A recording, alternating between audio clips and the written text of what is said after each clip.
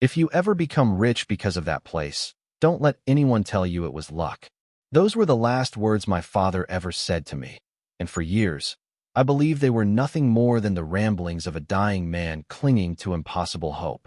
I didn't know those words would one day become the reason my entire family tried to destroy me. My name is Claire Bennett, and if you had met me 15 years ago, you would have seen a woman standing at the edge of a collapsing future. The morning after my father's funeral, my older brother Ethan couldn't stop smiling.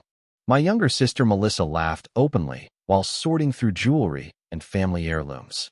My aunt poured champagne before the lawyer had even finished reading the will. Everyone expected a celebration.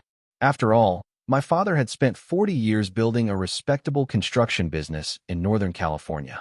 There was the large family home, investment accounts, antique collections, expensive vehicles, even several rental properties that had steadily appreciated over decades. Everyone assumed they already knew how the inheritance would be divided. They were almost right. The attorney cleared his throat before reading the final page.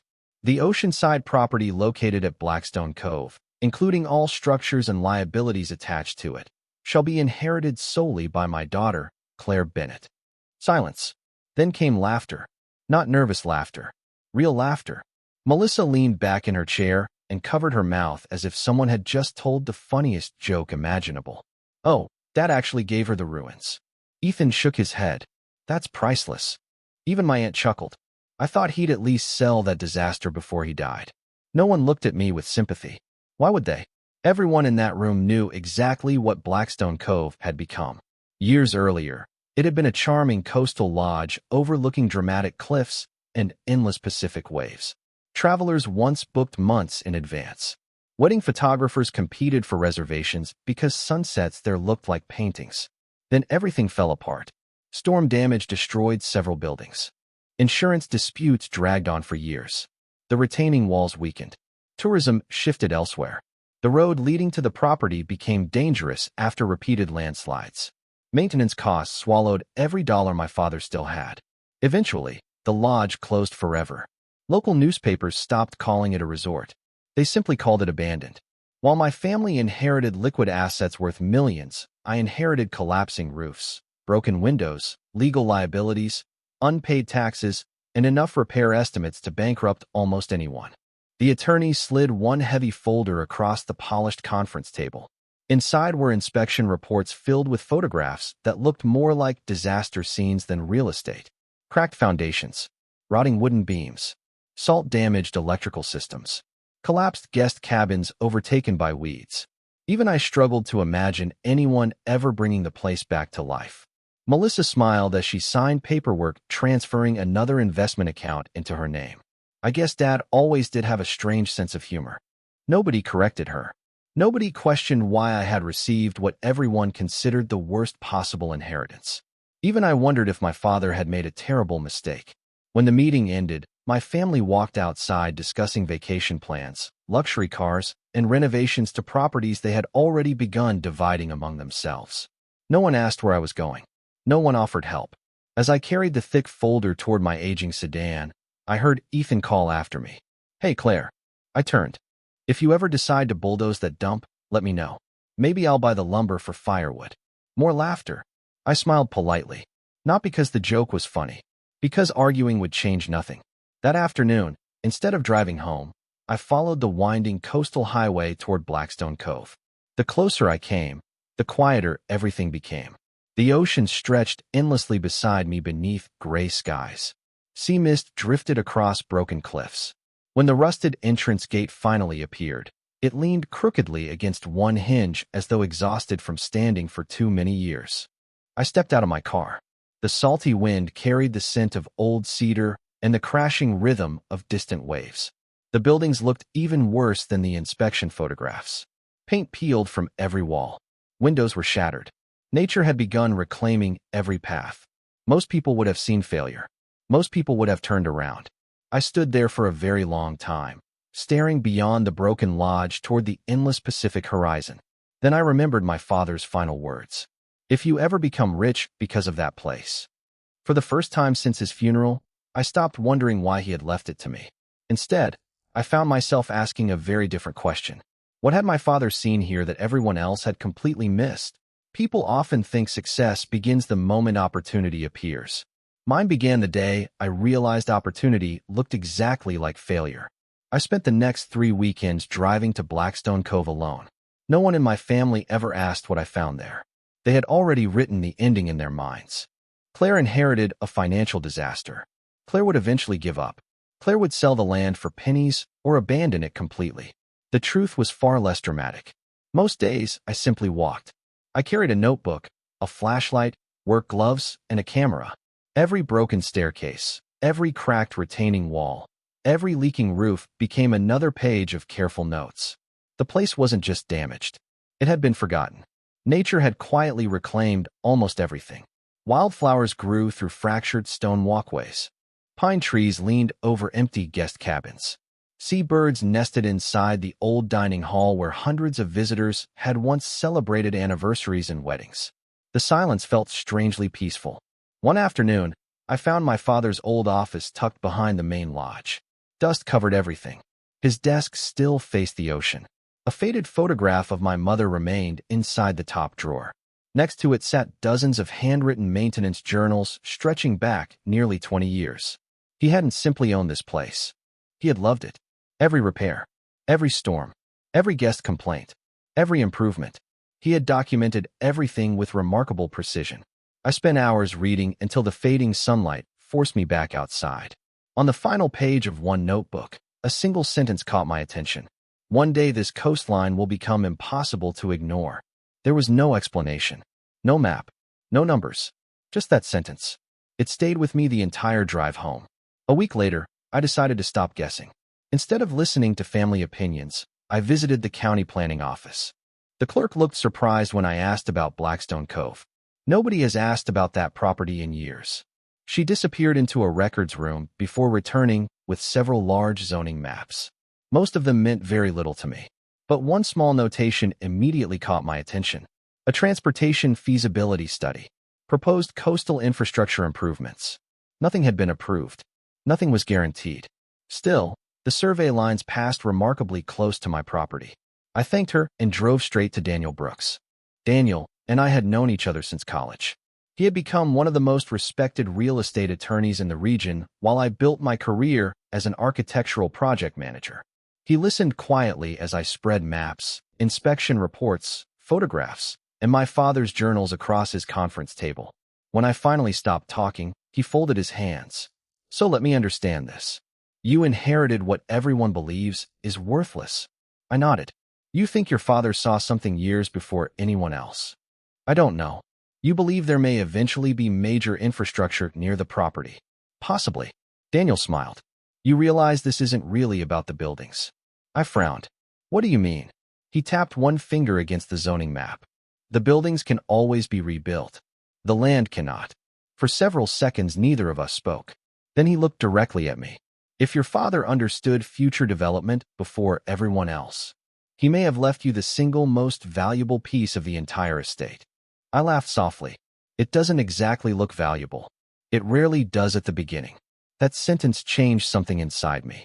Over the following months, my evenings disappeared beneath engineering reports, coastal regulations, environmental studies, and historic property records. Weekends became construction estimates instead of vacations. Savings that I had carefully built throughout my 20s began disappearing into structural inspections and emergency stabilization work. Friends asked why I was exhausting myself over an abandoned resort. Even my coworkers suggested selling before expenses became overwhelming. Nobody saw what I was beginning to see. The cliffs weren't simply beautiful. The location was extraordinary. The ocean views stretched farther than almost any privately owned property along that coastline. The foundations, although damaged, remained stronger than expected. The surrounding land offered possibilities no developer had recognized because everyone was focused on the ruins instead of the horizon. Every visit ended the same way. I stood facing the Pacific while waves crashed endlessly against the cliffs below. Little by little, I stopped seeing broken buildings. I started seeing blueprints. And for the first time since my father's funeral, I believed he hadn't left me his greatest burden. He had trusted me with his greatest unfinished dream. Dreams are expensive long before they become profitable. Mine demanded almost everything I owned before they gave me a single dollar in return. 6 months after inheriting Blackstone Cove, my savings account looked frighteningly small. The emergency stabilization alone cost more than I had expected. Engineers insisted several cliffside retaining walls had to be reinforced immediately, or winter storms would send entire sections of the property into the Pacific. There was no glamorous beginning, no ribbon cutting, no investors lining up with checks, only invoices, concrete, steel, insurance paperwork, and endless decisions that seemed to consume every weekend of my life. I continued working full-time as an architectural project manager during the week, often leaving my office after dark before driving 2 hours to the coast on Friday evenings. I spent Saturdays wearing a hard hat instead of relaxing, and Sundays reviewing contractor estimates before returning home exhausted. Some nights I questioned my own sanity. Daniel never did. Whenever doubt crept into my voice, he simply asked one question. Has anything you've learned convinced you your father was wrong? The answer was always the same. No. Then keep going. Those 2 words became our routine. Keep going. The first year disappeared faster than I expected. Broken roofs became new cedar structures. Collapsed cabins were carefully demolished. Historic stone fireplaces were restored instead of replaced. I insisted on preserving as much of the original lodge as possible. Every decision felt like a conversation with my father. What would he have rebuilt? What would he have protected? One rainy afternoon, while removing damaged flooring inside the main lodge, a carpenter called my name. Claire, you should see this. Hidden beneath decades of repairs was an old wooden box sealed inside the foundation wall. Inside were faded blueprints dated nearly 35 years earlier. My father had drawn an entirely different vision for Blackstone Cove. Additional guest cottages, a cliffside restaurant, a wedding pavilion overlooking the ocean, walking trails through protected coastal gardens. He hadn't dreamed of owning a small lodge. He had dreamed of building a destination. The plans were decades ahead of what the property had become.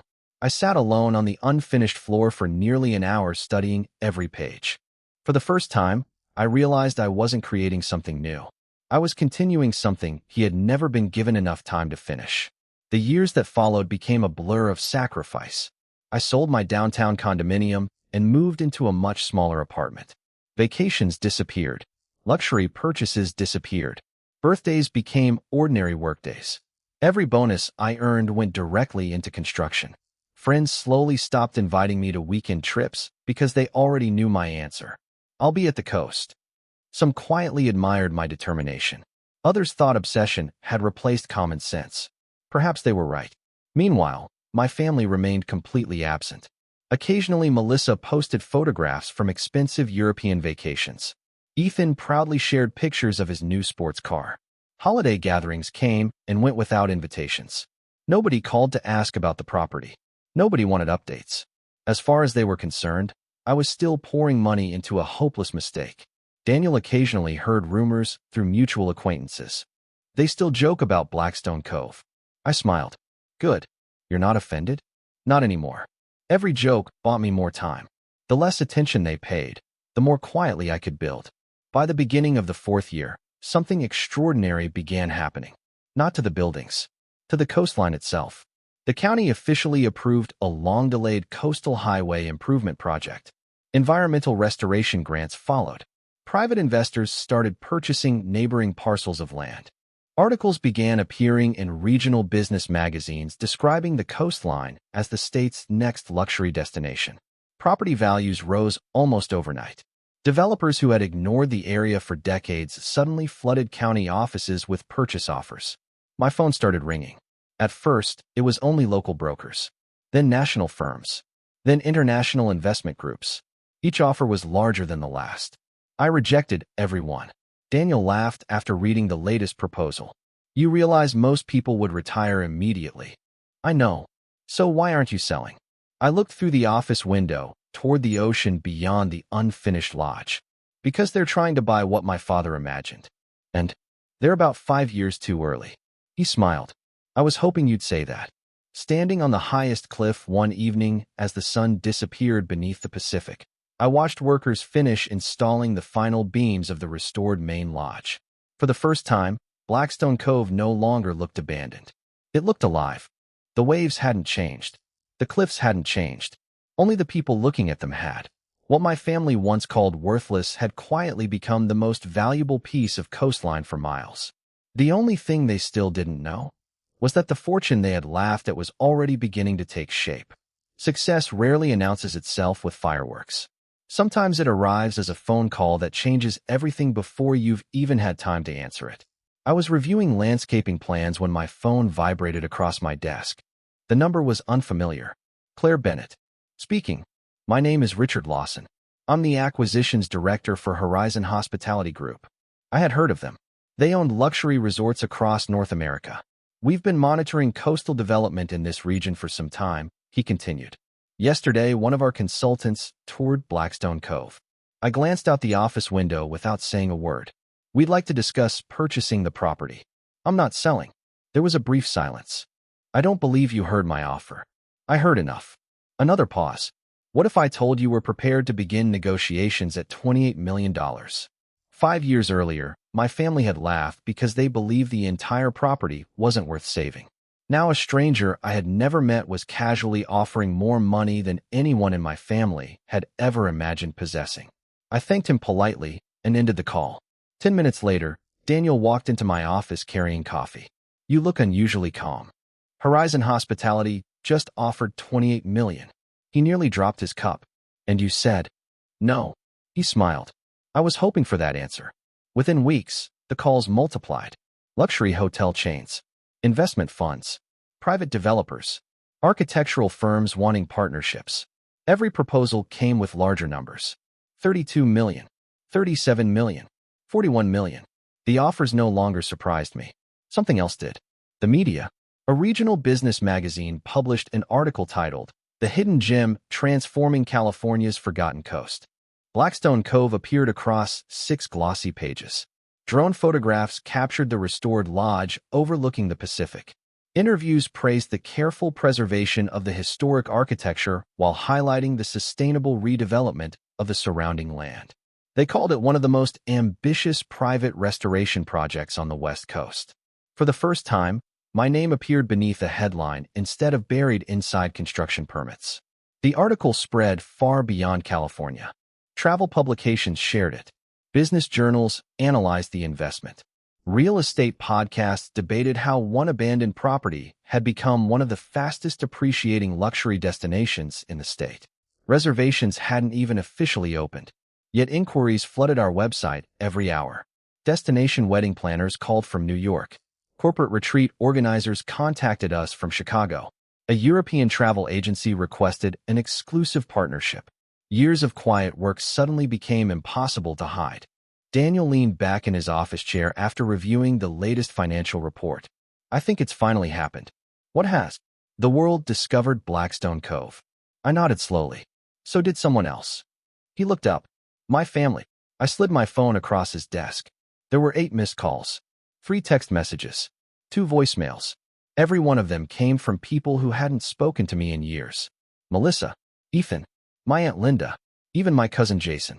Daniel raised one eyebrow. That's quite a coincidence. We both know it isn't.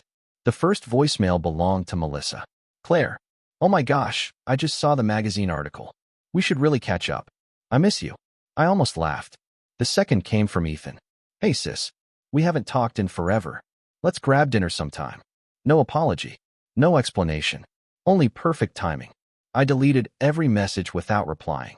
For nearly 6 years, they had ignored birthdays, holidays, and every milestone in my life. Not once had they asked whether I needed help rebuilding the property they considered worthless. Now they suddenly remembered I existed. 2 days later, Daniel walked into the construction office holding a newspaper. Without saying a word, he placed it in front of me. There, across the business section, was a photograph of Blackstone Cove at sunset. The headline read, "Historic Coastal Resort Receives Estimated Valuation Above $50 million." I stared at the number. Not because of the money. Because I immediately knew who else was staring at that exact same headline. Hundreds of miles away, my family was reading it too. For years, they believed my inheritance had been a punishment. Now the entire state was calling it one of the greatest private real estate transformations in recent memory. The fortune my father had quietly trusted me to build was no longer a secret. And if there was one thing I knew about my family, they never ignored money for very long. The fastest way to discover what you're worth is to become wealthy. The fastest way to discover who your family really is to let them notice. 3 days after the newspaper published Blackstone Cove's new valuation, I heard a knock on my office door. Not a hesitant knock. Not the polite tap of a guest. 3 loud, confident knocks from someone who already believed they belonged inside. My assistant looked uncomfortable. "Claire, there are 3 people here asking for you. Did they have appointments?" "No." "Who are they?" She hesitated. "They said they're your family." I looked toward Daniel, who happened to be reviewing contracts in the conference room. He didn't say anything. He simply gave me a look that said, "It's beginning." I walked into the reception area. For a brief moment, it felt like I had stepped backward 6 years. There stood Ethan, Melissa, and my Aunt Linda, perfectly dressed, perfectly smiling, as though we had just seen each other last weekend instead of nearly 6 years ago. Melissa opened her arms dramatically. "Claire." She hugged me before I had the chance to step away. "It has been way too long." I remained still. She eventually let go after realizing I wasn't returning the embrace. Ethan laughed awkwardly. "We've all been so busy." Busy. It was remarkable how that single word could erase 6 birthdays, 6 Christmases, 1 surgery, countless unanswered phone calls, and years of complete silence. Aunt Linda reached for my hand. "We're just so proud of everything you've accomplished." I thanked her politely. Nothing more. The silence became uncomfortable almost immediately. Melissa glanced around the office. "This place is beautiful. It serves its purpose." Ethan smiled. "So, are you going to show us the resort?" "No." All 3 of them blinked. "I have meetings today." Melissa laughed as if I had made a joke. "Oh, come on. I'm serious." Another silence. This one lasted longer. Finally, Ethan cleared his throat. "You know, we've all been talking about Dad recently." "I'm sure you have. He always believed in family." I almost smiled. Interesting. The same father whose funeral had ended with them laughing at the property he left me. Now suddenly, he had become a symbol of family unity. Melissa stepped closer. "We've been thinking maybe we should all spend more time together." "Why?" She looked surprised. "Because we're family." "No." Her smile faltered. "No. We're related." "That's different." Nobody spoke. Daniel quietly entered the reception area carrying a folder, pretending not to notice the tension. He nodded politely. "Good morning." Ethan immediately extended his hand. "You must be Daniel." "I am. I've heard a lot about you." "I'm not sure that's possible." Daniel shook his hand once before stepping beside me. The conversation shifted almost instantly. Melissa looked toward him. "We were actually hoping to celebrate Claire's success." "That's kind." Daniel smiled. "I'm sure Claire appreciates the thought." "I do. And today's not convenient." For the first time, Aunt Linda abandoned the cheerful act.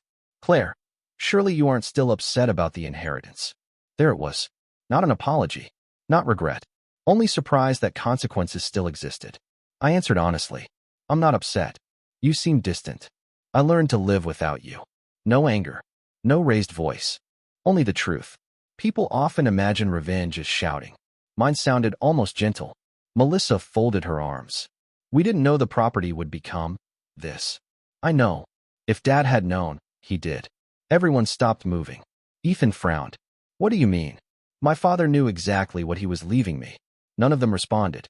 Because deep down, they knew it too. They had simply assumed he was wrong.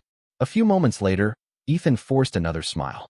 "Well, maybe we could all have dinner this weekend." "I'm busy." "Next weekend?" "I'm busy." "The weekend after?" "I'm still busy." He stared at me. "You really don't want to reconnect?" I looked directly into his eyes. Reconnecting requires there to have been a connection in the first place. That sentence ended the meeting. Melissa grabbed her purse without another word. Aunt Linda sighed dramatically. Ethan paused at the door. Before leaving, he turned back one final time. "You know, Dad's estate belonged to all of us." I met his gaze without blinking. No, it belonged to him. He decided where it would go.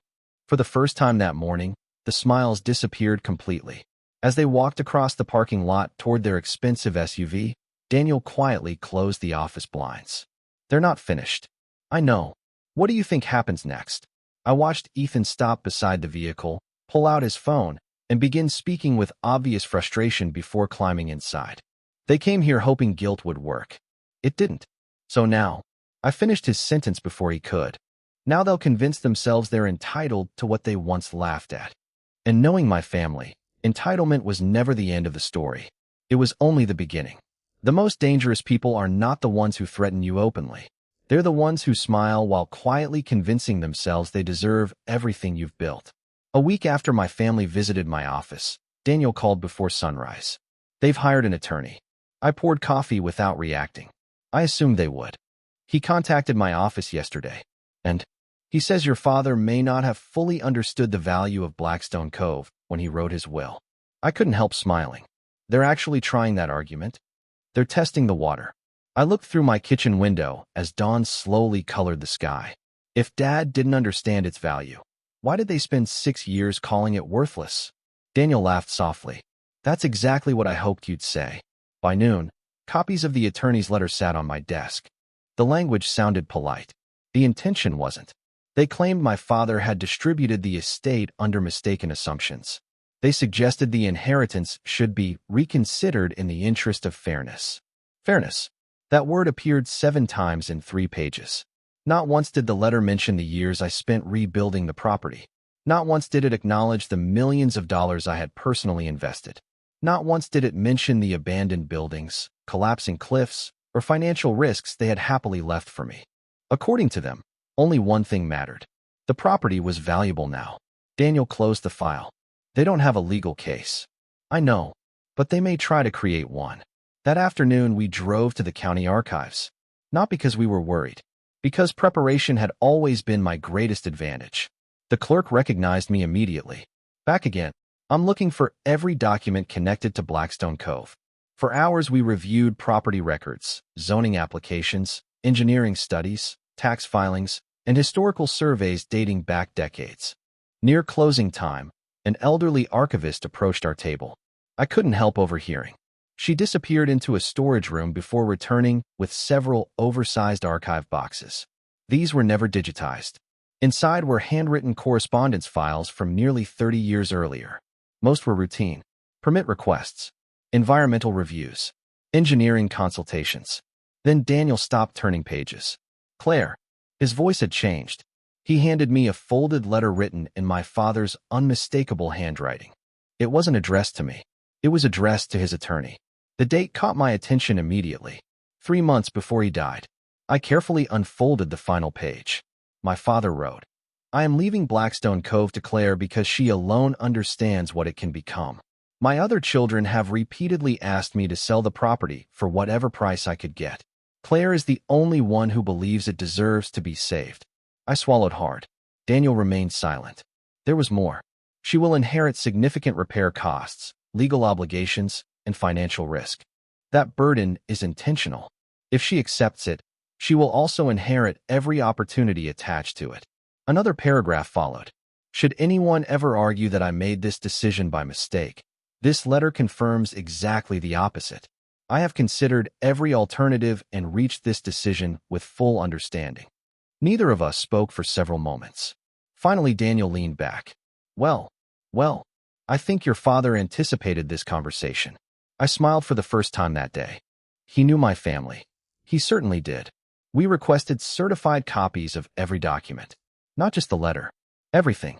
Construction records, property evaluations, historical appraisals showing the property's condition when I inherited it, photographs of the collapsing buildings, tax assessments proving its negative cash flow. Every piece of evidence formed part of the same story. The property hadn't become valuable because of luck. It had become valuable because someone accepted years of risk everyone else rejected.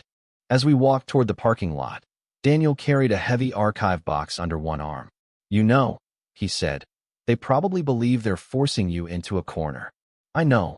They expect negotiations. I know. What are you expecting? I looked at the box containing my father's letter. For them to keep underestimating me. He smiled. That's still your favorite strategy. No. I locked the documents carefully inside my car before answering. My favorite strategy is letting people reveal exactly who they are before I respond. Across town, my family was almost certainly congratulating themselves for hiring lawyers. They believed they had taken the first step toward reclaiming what they now called their rightful inheritance. They had no idea that, Decades earlier, my father had already prepared his answer. And soon, they would discover he hadn't left me only a piece of land. He had also left me the evidence that would protect it forever. People reveal their true intentions long before they realize anyone is watching. All you have to do is stay quiet long enough to let them keep talking. 2 weeks after my father's letter was certified and safely locked inside Daniel's office safe, my family made their next move. This time, they didn't send lawyers. They sent invitations. Melissa organized what she called a family reunion. According to the handwritten card, everyone missed me terribly. There would be dinner, old photographs, stories about my father, a chance to heal together. Daniel read the invitation twice before placing it on his desk. They're changing tactics. They think emotion will succeed where legal arguments failed. Are you going? Absolutely. He looked surprised. I thought you'd decline. So do they. The reunion was held at my aunt's house, the same place where countless holidays had passed without anyone bothering to invite me after the funeral. Nothing had changed. The polished hardwood floors, the expensive crystal chandelier, the oversized dining table where I had once spent years feeling invisible. Only this time, every chair seemed to be waiting for me. As I walked through the front door, conversation stopped. Then came the smiles. Melissa hurried over carrying a glass of wine. There she is. Ethan stood and hugged me awkwardly. My cousins suddenly wanted to know everything about the resort. Even relatives who hadn't spoken to me in nearly a decade suddenly remembered childhood memories we supposedly shared. It felt strangely rehearsed. Everyone was being just a little too kind. Dinner lasted almost an hour before Ethan finally reached the topic everyone had been avoiding. So, he casually sliced another piece of steak. Blackstone Cove must be doing incredibly well. It's doing fine. Fine. Melissa laughed. The newspapers say it's worth over $50 million. Newspapers exaggerate. Several people exchanged glances. They wanted numbers. I gave them none. Aunt Linda smiled warmly. Your father would be so proud. I believe he would. You know? She leaned forward. He always wanted this family to stay close. I nodded politely. I'm sure he did. Another pause. Then came the real question. Melissa set down her fork. Have you ever thought about sharing the business? The room became perfectly still. What do you mean? Well, she glanced toward Ethan. We're family. There are so many ways everyone could benefit. Benefit. Interesting choice of words. Ethan joined in. I've managed commercial properties before. That wasn't true. Melissa smiled. I could oversee guest relations. Also untrue. One cousin offered marketing experience. Another suggested investment management. Within minutes, people who had spent 6 years mocking the property had somehow transformed themselves into indispensable business partners. I simply listened. Daniel had once told me that silence makes ambitious people speak far more than they should. He was right. By dessert, they had practically designed their own executive team. Nobody asked what I wanted. They discussed future profits as though ownership had already changed. Finally, Ethan looked directly at me. So, when do we start? I folded my napkin carefully. Start what? The family business. There isn't one. His smile faded. What do you mean? Blackstone Cove isn't owned by a family. It's owned by me. The room became noticeably colder. Melissa forced another smile. Claire, surely you don't want to do everything alone forever. I've been doing it alone for 6 years. Nobody answered. Because nobody could. They had all disappeared during those 6 years. My aunt tried one last approach. We're only trying to help. I know. And I don't need help. The conversation slowly shifted to safer subjects. But something important had already happened. Everyone at that table had revealed exactly why I had been invited. Not because they missed me. Not because they regretted anything. Because they believed proximity would eventually become ownership. As dinner ended, I excused myself and stepped onto the back patio overlooking the garden. A few moments later, Daniel called. How's the reunion? Predictable. Anything useful? I looked through the dining room window. Inside, my relatives were still talking. None of them realized they were visible from where I stood. Ethan removed several folded papers from his jacket.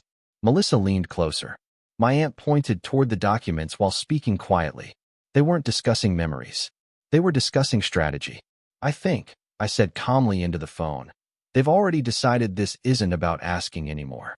Daniel's voice became serious. You think they'll sue? I watched Ethan carefully tuck the papers back into his pocket. No, they're planning something bigger. For the first time since inheriting Blackstone Cove, I realized my family's greatest mistake wasn't believing they deserved my success. It was believing I still couldn't see through them. And once people stop pretending, they usually become careless. That was exactly what I had been waiting for. Winning in court rarely begins inside a courtroom. It begins months earlier, when one side mistakes confidence for preparation.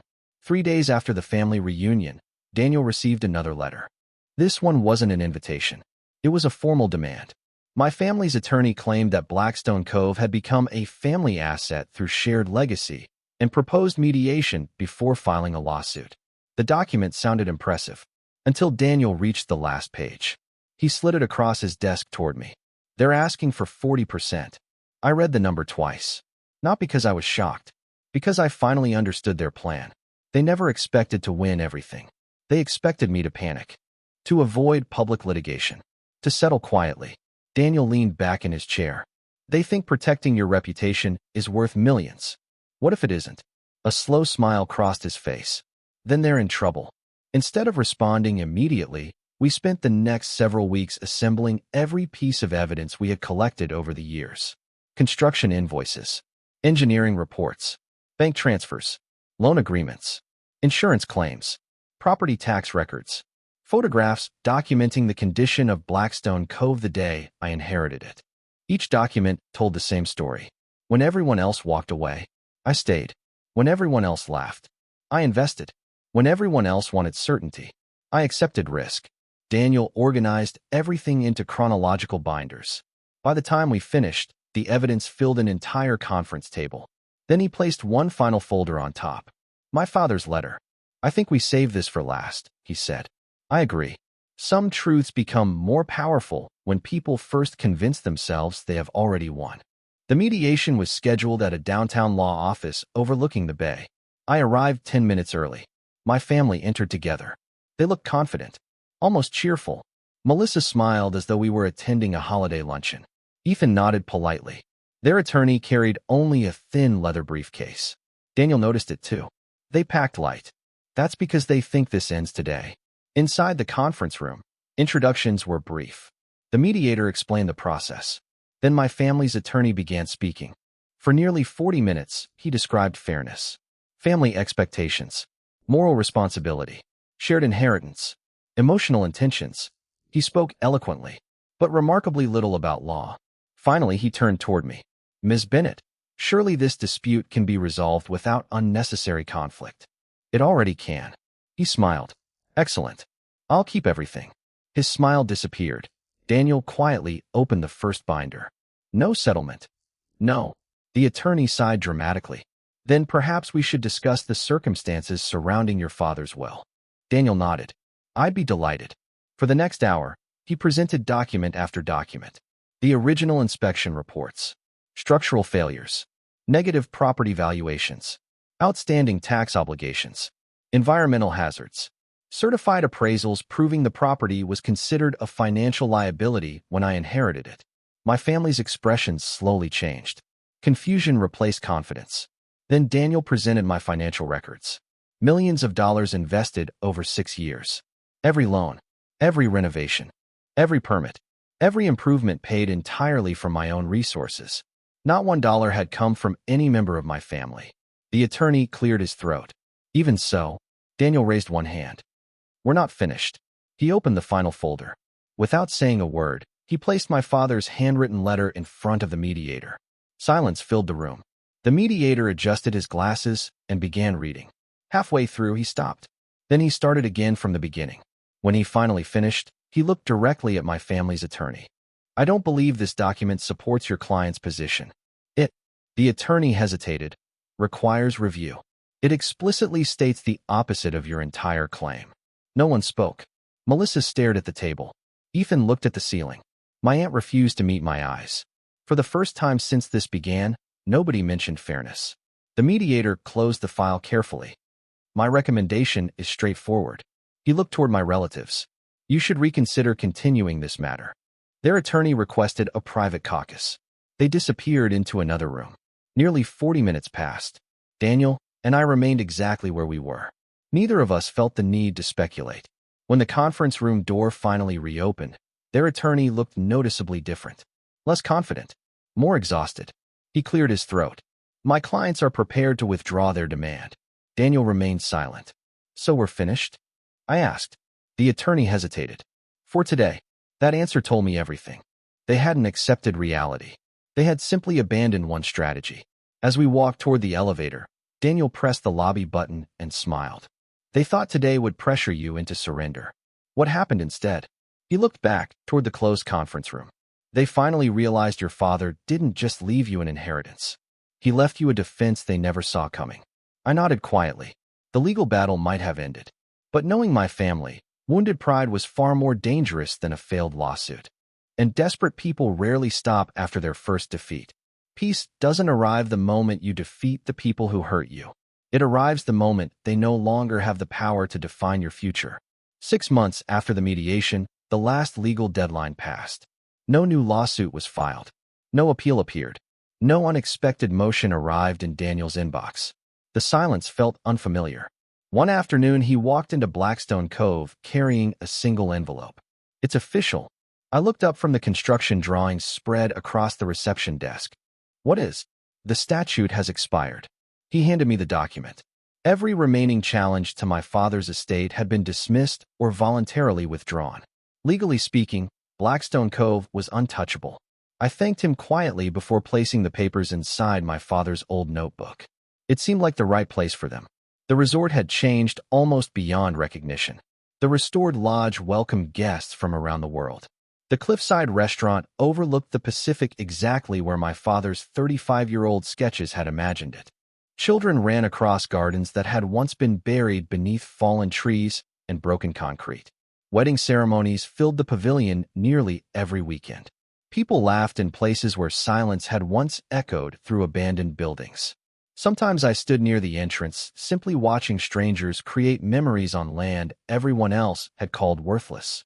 Those moments meant more than any valuation ever could. One evening, I walked alone to the highest overlook above the shoreline. The wind carried the familiar scent of salt and cedar.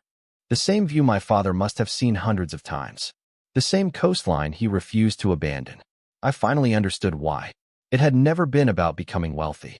It had always been about believing in something before anyone else could see it.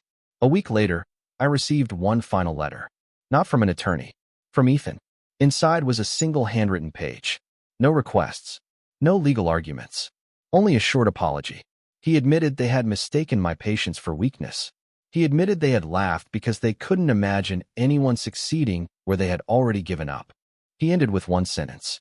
Dad knew which one of us could carry his dream. I folded the letter carefully. Forgiveness isn't something that arrives because another person asks for it. Sometimes it arrives because carrying resentment simply becomes too heavy. I never answered his letter. I didn't need to. Some conversations are completed through silence. Months later, Blackstone Cove hosted a charity gala supporting architecture scholarships for students interested in historic preservation. As I welcomed guests, I noticed Daniel standing near the entrance.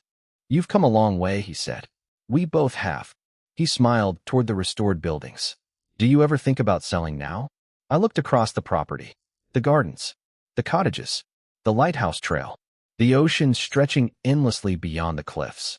No, not even for 100 million. I smiled. My father didn't leave me land. He left me purpose.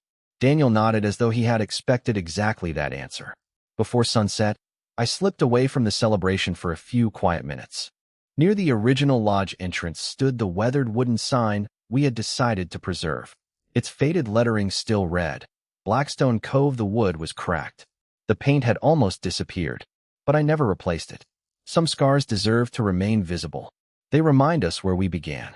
I reached into my pocket and unfolded the small piece of paper I had carried for years. My father's final words. "If you ever become rich because of that place, don't let anyone tell you it was luck." I looked around at everything Blackstone Cove had become. The thriving businesses. The employees whose families depended on this place. The guests filling every room. The dream that had survived decades of doubt. He had been right. It was never luck. It was faith. It was sacrifice. It was thousands of ordinary decisions made when nobody was watching. As the sun disappeared beneath the Pacific horizon, I tucked the note safely back into my pocket and walked toward the lights of the resort. Not as the daughter my family underestimated. Not as the woman they tried to take advantage of, but as the person my father had believed I could become long before I believed it myself. And for the first time in my life, I wasn't walking away from my past. I was walking home. People often believe the story ends when they lose. In reality, that's when they become the most unpredictable. 3 weeks after the mediation collapsed, Daniel called me just before lunch. I think we found their next move. I was reviewing plans for a new collection of oceanfront cottages. What happened? Our investigator called. Several months earlier, after my family hired attorneys, Daniel had quietly retained a licensed private investigator, not to spy on anyone's personal life, only to document anything related to Blackstone Cove.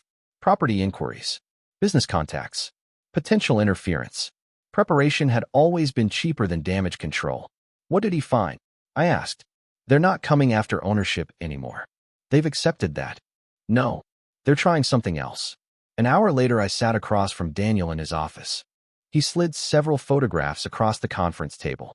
Ethan, Melissa, a commercial real estate broker, another developer I recognized immediately, the same investment group that had once offered to purchase Blackstone Cove before it opened. They've been meeting for weeks, Daniel said. About what? They're pitching themselves as insiders. I studied the photographs carefully. They're claiming they still have influence over me. Daniel nodded. Our investigator attended one networking event where Ethan introduced himself as part of the family behind Blackstone Cove. I almost laughed. The family behind it.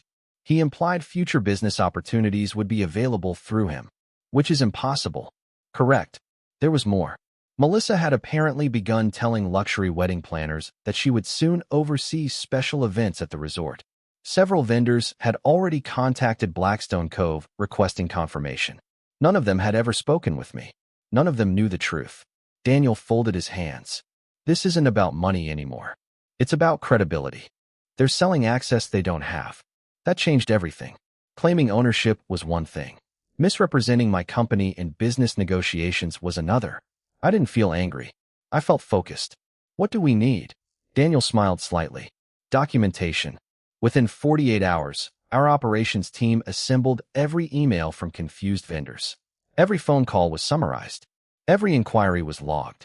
One florist believed Melissa had already approved a 6-figure wedding package. A luxury travel agency thought Ethan was negotiating exclusive partnerships. Neither conversation had actually involved Blackstone Cove. Someone else had simply been pretending to speak for us. Our investigator delivered the final piece. Video footage from a real estate conference. There was Ethan standing beside a promotional display featuring coastal developments. A potential investor asked whether he represented Blackstone Cove. His answer was unmistakable. You could say I'm one of the owners. The recording ended. Daniel looked at me. That's enough. It is. Instead of sending threats, we sent facts. Daniel drafted formal cease and desist notices. One went to Ethan, one to Melissa, another to the developer entertaining their claims. Every letter included the same attachments: corporate ownership records, business registration documents, the mediation outcome, certified proof that I was the sole owner and sole authorized representative of Blackstone Cove. The final paragraph was intentionally brief. Any future representation suggesting otherwise will be treated as fraudulent business conduct. No insults, no emotional language, only consequences. 3 days later, my phone rang. Melissa, for the first time in months. I answered. Claire. Her voice sounded unusually tense. You didn't have to involve lawyers. I didn't. My attorney did. You embarrassed us. I looked through my office window toward guests arriving for a weekend wedding. No. You embarrassed yourselves. She fell silent. You could have just called. I stopped solving your problems years ago. Her breathing grew heavier. We were only trying to help. By pretending to own something you never built. She had no answer. Before ending the call, she said one final thing. You've changed. I smiled quietly. No. You've simply lost the version of me that accepted being used. After the line disconnected, Daniel stepped into my office. How did it go? They finally understand there are boundaries. He nodded. Do you think they'll respect them? I watched another bride step onto the garden pathway my father had once sketched in faded pencil decades earlier. No, neither do I. Because people who spend their lives believing they deserve everything rarely stop after being told no. They simply begin searching for someone else willing to believe their story. Fortunately for me, the truth had one advantage their stories never could. Every single piece of it was documented. The final attempt is rarely the smartest one. It's usually the most emotional. And emotion has a way of making people forget that evidence never gets tired. Nearly a year had passed since my family first walked into my office pretending they wanted to reconnect. Blackstone Cove had grown beyond anything I once imagined. Every cottage was booked months in advance. Corporate retreats filled weekdays. Weddings reserved weekends nearly 2 years ahead. The resort no longer depended on hope. It depended on systems, professional teams, people who believed in the vision because they had helped build it. One Monday morning, my operations director knocked on my office door. "Claire, you need to see this." She handed me her tablet. A local news website had published an article with a dramatic headline. Family dispute raises questions about ownership of California's luxury coastal resort. I wasn't surprised. I was curious. The article quoted anonymous family sources claiming they had been pushed out of a business their father intended all of his children to inherit. There were no documents, no names, only anonymous accusations. I looked up. Who contacted the reporter? We're still finding out. Daniel arrived less than an hour later. He had already read the article. They're trying public pressure. They've run out of legal options. So now they're hoping reputation succeeds where lawsuits failed. I closed the tablet. What do you recommend? Nothing. I smiled. You've trained me well. He laughed. People expect immediate responses. They become uncomfortable when they don't get one. For the next 48 hours, we said absolutely nothing. Meanwhile, something interesting happened. Journalists started calling. Not because of the accusations. Because no one could verify them. One reporter requested public property records. Another contacted county officials. A third reached out to Daniel for comment. He gave the same response every time. All ownership documents are matters of public record. Nothing more. Nothing less. Facts have a quiet confidence.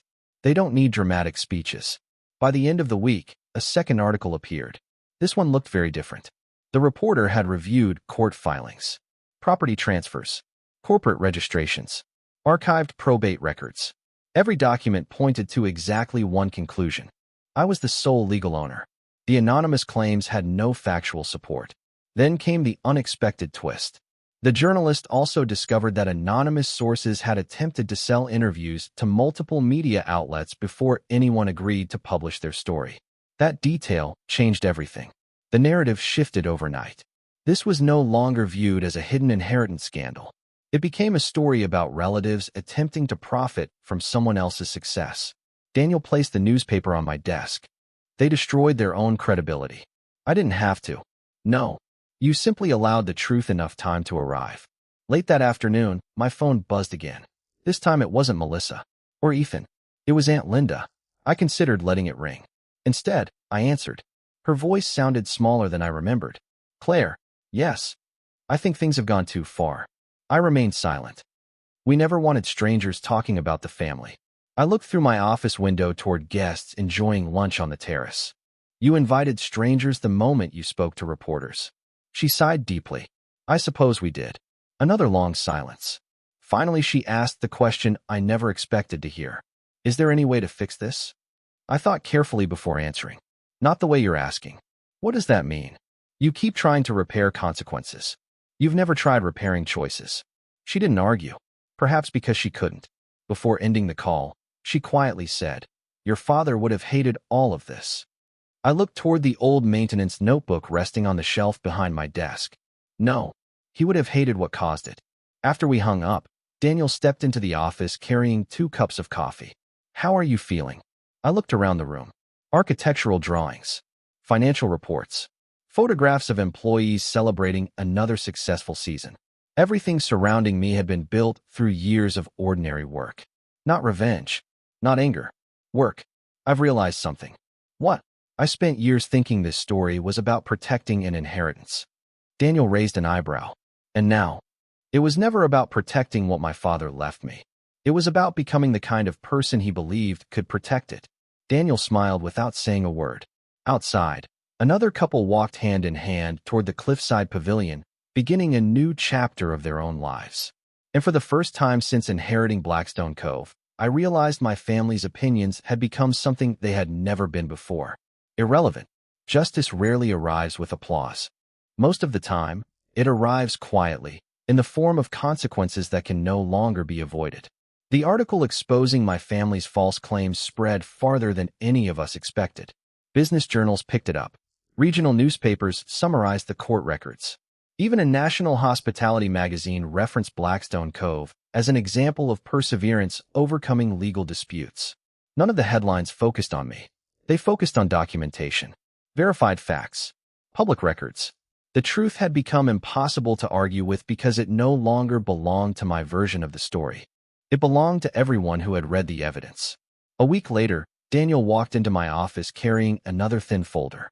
"I think this is the last one." "What is it?" He handed me several official notices. The developer Ethan had been meeting with had terminated every discussion involving him.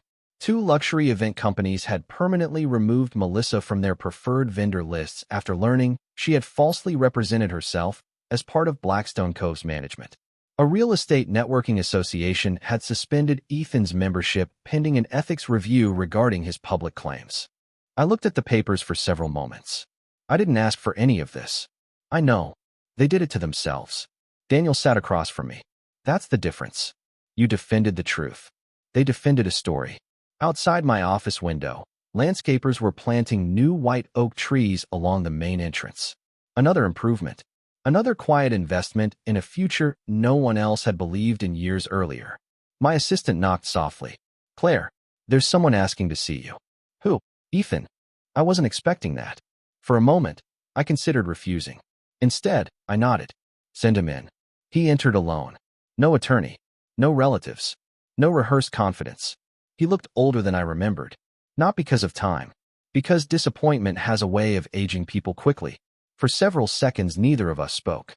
Finally, he looked around the office. "I've never actually seen all of this." "You never wanted to." He accepted that without arguing. I came to apologize. I remained silent. I kept telling myself Dad had made a mistake. His eyes wandered toward the framed aerial photograph of Blackstone Cove hanging behind my desk. "But I think I understand now." "What changed?" He smiled sadly. "I finally stopped looking at what you own. I started looking at what you built. The difference mattered." He reached into his jacket and placed a small envelope on my desk. "I found this while cleaning out Mom's attic." After he left, I opened it carefully. Inside was an old photograph. My father and I stood together on the cliffs overlooking Blackstone Cove. I couldn't have been older than 12. We were both covered in paint. Behind us stood the original lodge, weathered and leaning toward the ocean. Across the back of the photograph, in my father's handwriting, were a few simple words. "She already sees what everyone else misses." I stared at the sentence for a long time. Not because it surprised me, because it answered a question I had carried since the day the will was read. Why me? The answer had never been hidden inside legal documents. It had been hidden inside ordinary moments. The afternoons I spent helping him repair broken fences. The weekends measuring old cabins while Ethan complained about being bored. The evenings listening as he talked about architecture instead of real estate values. He hadn't left me Blackstone Cove because I was the youngest, or because I deserved more. He left it to me because I had already fallen in love with the dream long before there was money attached to it. Daniel stopped by later that evening. I handed him the photograph. He smiled as he read the words. "So that's it. That's what? The real inheritance." I looked through the window toward the restored cliffs glowing beneath the setting sun. My father didn't trust me with property. He trusted me with his unfinished work. As the last light disappeared over the Pacific, guests gathered outside for another wedding ceremony. Music drifted across the gardens. Children laughed near the restored fountain. Employees greeted arriving families with genuine smiles. Life continued exactly as it should. Not because revenge had finally been completed, but because it no longer mattered.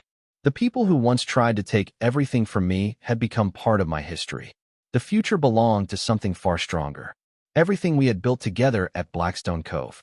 People often ask me whether I ever regretted inheriting Blackstone Cove instead of the money, the houses, or the investment accounts my father left to everyone else. The honest answer is no. Not because the journey was easy, but because easy things rarely change who we become. 5 years after the final legal dispute, Blackstone Cove had become more than a resort. It had become a community. More than 300 people worked there throughout the year. Local suppliers had grown alongside our business. Students from nearby universities completed internships through our architectural preservation program. Every season brought new guests. Some returned every summer. Others celebrated anniversaries where they had once been married on the cliffs overlooking the Pacific. Many never knew the history of the place. And that was exactly how I wanted it. The buildings no longer needed to carry the weight of old family conflicts. They deserved to create new memories instead. One autumn afternoon, I walked the property before sunrise. The ocean was calm. The gardens were still covered with morning dew. The old wooden sign at the entrance remained exactly where it had always stood. Weathered, imperfect, unchanged. Visitors often suggested replacing it with something more elegant. I always declined. Perfection has a way of erasing history.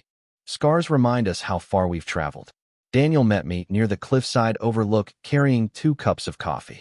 Some traditions never disappear. He handed me one without saying a word.